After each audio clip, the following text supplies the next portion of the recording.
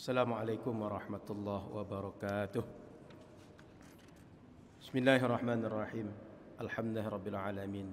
Hamdan yuwafi ni'amahu wa yukafi'u mazidah. Ya Rabbana lakal hamdu kama yanbaghi li jalalihi wa 'azimi sultanih. Asyhadu an la ilaha illallah wahdah wa asyhadu anna Muhammadan 'abduhu wa rasuluhu sallallahu alaihi wasallam la nabiyya ba'dah. Qala subhanaka la ilma lana illa ma 'allamtana innaka antal alimul hakim. Wa qala rabbi shrah li sadri wa yassir li amri wahlul 'uqdatam min lisani yafqahu qawli. Alhamdulillah, kita bersyukur dengan nikmat Allah dan berselawat kepada Rasulullah sallallahu alaihi wasallam. Semoga kita di akhirat termasuk di antara orang yang beruntung berjumpa, berkumpul dengan Nabi Muhammad sallallahu alaihi wasallam dan mendapat syafaat bersama orang-orang yang layak mendapat syafaat Nabi Muhammad sallallahu alaihi wasallam.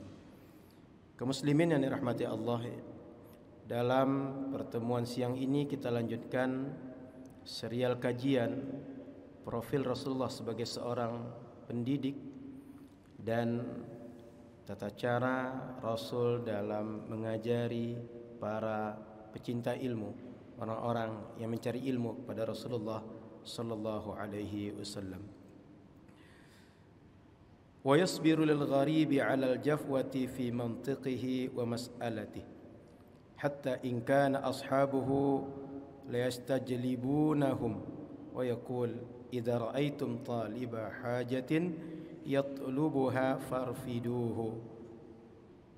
Rasul sallallahu alaihi wasallam, kalau ada orang ini tak biasa bergaul dengan Rasul, sekali-sekali datang, sekali-sekali berjumpa, sehingga ketika berbicara mungkin tidak dengan adab yang sudah biasa dibuat oleh sahabat, agak sedikit keras, tata caranya agak kurang sopan, kurang tepat, kurang dengan yang semestinya dialog yang terjadi antara Rasul dengan para sahabat biasa bergaul.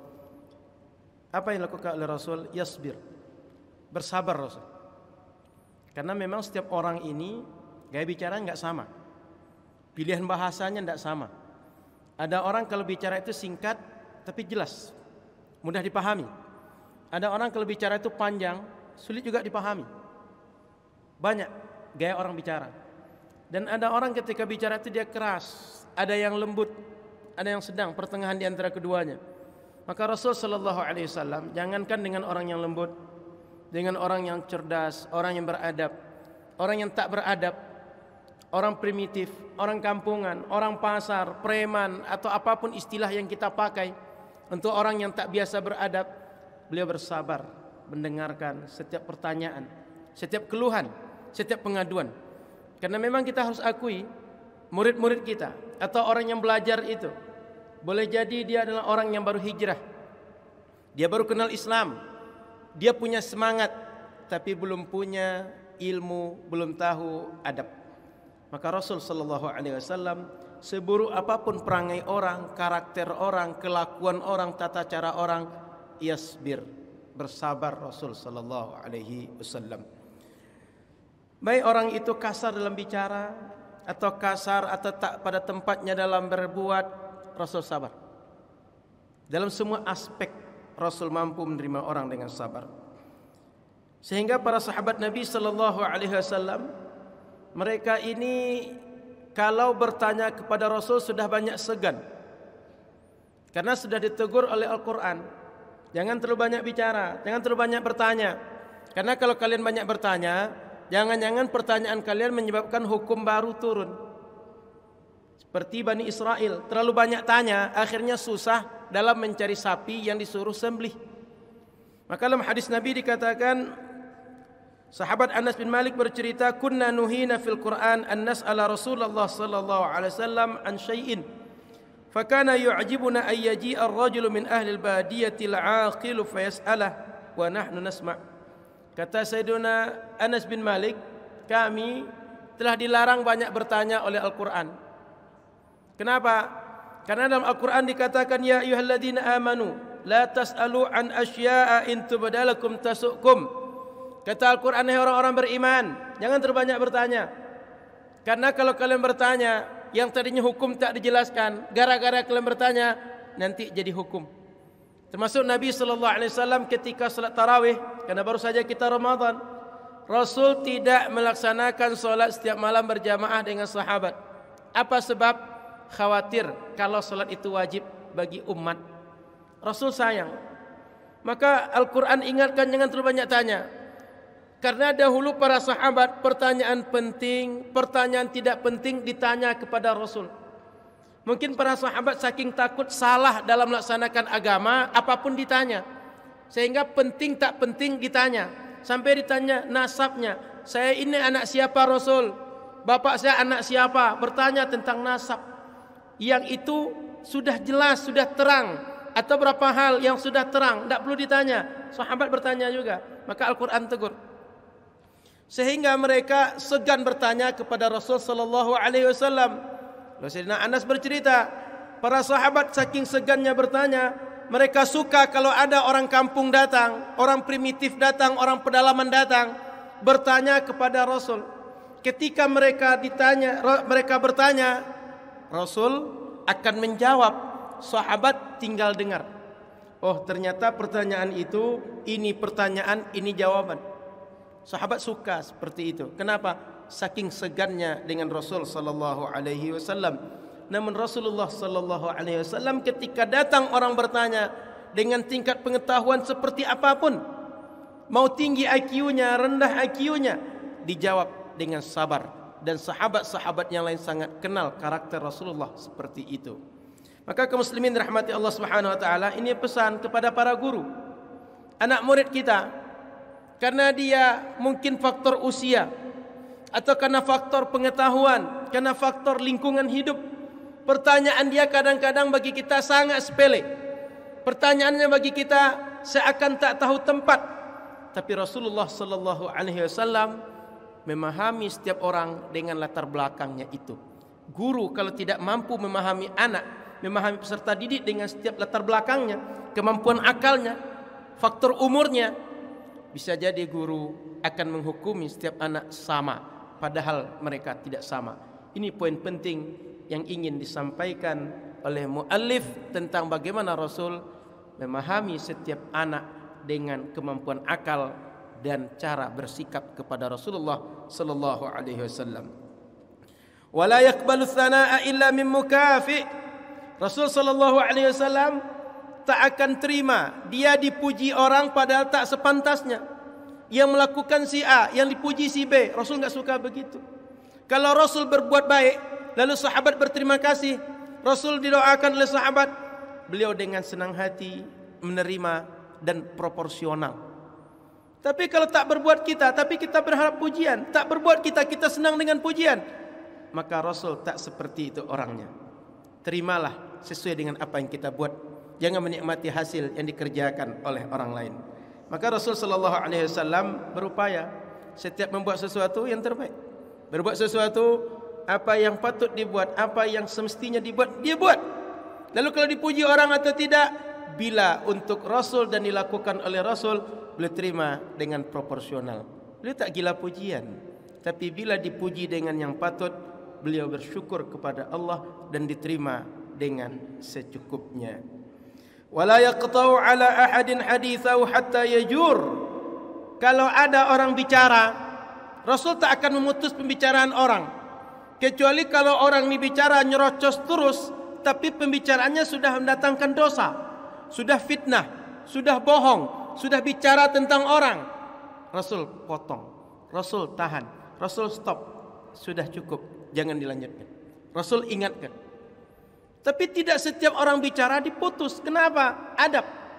Setiap orang perlu untuk didengar. Setiap orang ingin didengar, sebagaimana kita ingin didengar oleh orang lain. Setiap kita ingin pertanyaan kita sampai sempurna, orang paham, dijawab. Orang lain juga begitu. Maka Rasul tak akan memotong pertanyaan, tak akan memotong perkataan, ucapan, penjelasan siapapun sampai dia selesai. Kecuali kalau bicara itu sudah menyimpang, ada fitnah, ada dosa, ada ghibah dan hal-hal lain yang tak patut dalam pembicaraan. Fayaqta'uhu binahyin aw qiyam. Rasul potong pembicaraan tadi dengan larang orang tadi bicara atau berdiri. Beliau sengaja berdiri, pertanda bahwa Rasul sallallahu alaihi wasallam tak suka untuk dilanjutkan. Jadi beliau potong bicaraan cukup atau beliau berdiri untuk menunjukkan bahwa ini tak layak untuk dilanjutkan. Kaum muslimin dirahmati Allah Subhanahu wa taala, maka dahulu para sahabat Nabi ketika mereka bertanya, mereka berusaha untuk bertanya itu dengan secukupnya, di tempatnya, pada waktunya, dan memilih diksi, memilih apa saja kalimat yang paling cocok, yang paling tepat. Sehingga sekali bertanya, singkat pertanyaan, jawabannya cukup, jawabannya memenuhi beberapa kebutuhan yang dibutuhkan oleh mereka. Maka beginilah Rasul dengan para sahabat, sangat sabar, rendah hati, tawaduk dengan para sahabat. Wa kana sallallahu alaihi wasallam yu'ti kulla wahidin min julasaihi wa ashabihi haqqahu min al-iltifati ilaihi wal inayati bihi. Ketika duduk bersama, setiap orang Rasul berikan porsi untuk boleh bicara. Rasul berikan porsi perhatian yang sama, sehingga setiap orang yang duduk di hadapan Rasul merasa dialah paling dicinta, paling disayang oleh Rasul. Sehingga tak ada yang satu merasa saya lebih dekat kepada Rasul dibanding si Anu. Tidak begitu. Tapi siapapun yang hadir bersama Rasul merasa dia paling diperhatikan, paling disayang, paling dipedulikan oleh Rasulullah sallallahu alaihi wasallam. Maka kalau ada peserta didik 20, 40, 50, satu orang, 5 orang, setiap orang merasa dia paling mendapat perhatian Rasulullah sallallahu alaihi wasallam. Kita sering, anak kalau cerdas kita berikan perhatian lebih. Anak kalau agak pemalas, kalau kelakuannya agak kasar, agak keras, kita tak peduli. Tapi Rasul tidak begitu. Mau orang pedalaman, mau orang primitif, mau orang badui, mau orang Madinah, mau orang yang sudah maju, mau orang yang masih ketinggalan, orang yang cerdas, orang bodoh, siapapun, ketika duduk di majlis Rasul, setiap orang mendapat porsi yang sama dari segi perhatian dan kepedulian Rasulullah sallallahu alaihi wasallam.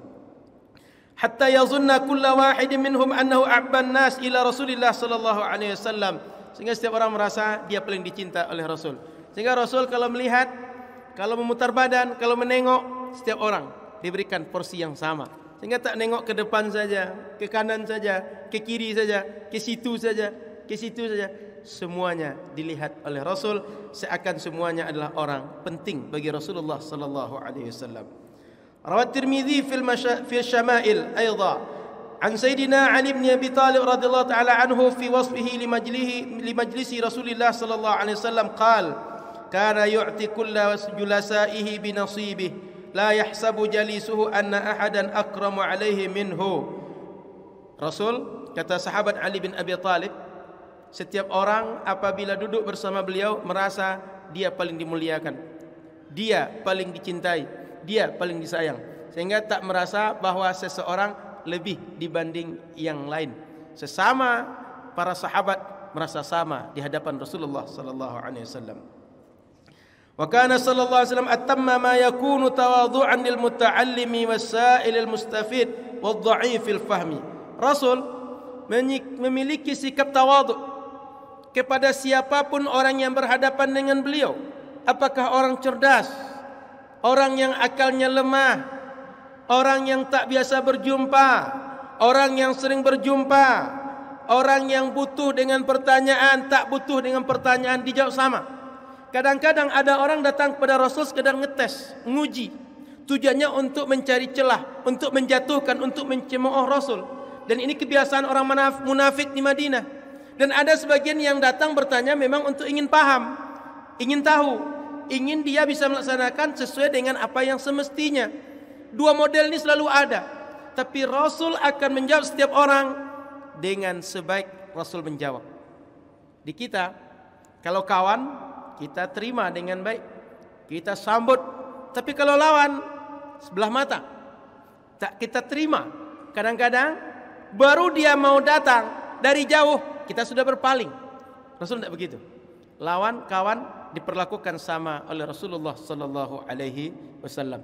Ini hebatnya Rasul dalam mendidik.